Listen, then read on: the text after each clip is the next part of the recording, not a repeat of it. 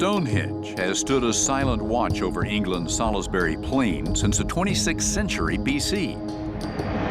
It has withstood extensive remodeling, looting, and pilfering throughout the centuries.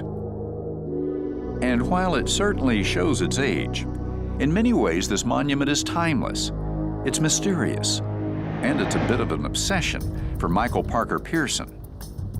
Pearson is an archaeologist at Sheffield University, and he's an expert in what is called the archaeology of death. He's been digging in and around Stonehenge since 1998, when he came up with a novel theory about the purpose of this ancient ring of stones. His idea is based on the fact that Stonehenge isn't an isolated monument. In 2006, we made a great discovery. We found a whole settlement, many houses, and these we think are the houses that were lived in by the people who built this thing here. We also think that it's part of a bigger complex, that Stonehenge wasn't here in isolation, sitting on Salisbury Plain, but was part of a much bigger group of monuments. And those houses are all clustered around a timber version of this thing. The second complex is called Woodhenge, at a place called Durrington Walls.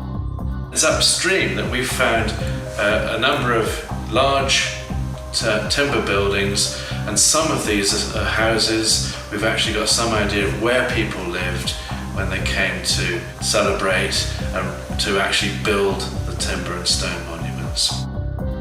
And Pearson believes that Durrington Walls was a very large community for its time.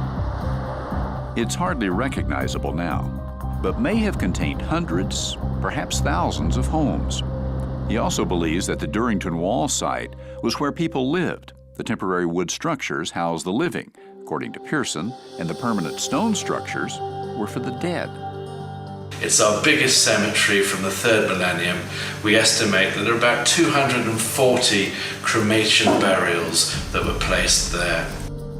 Pearson's theory is that Stonehenge isn't a lone, solitary monument at all, but rather just a small part of a larger community where people buried their dead, and their journey was recorded in the landscape and in the materials they used to build their homes and mortuaries.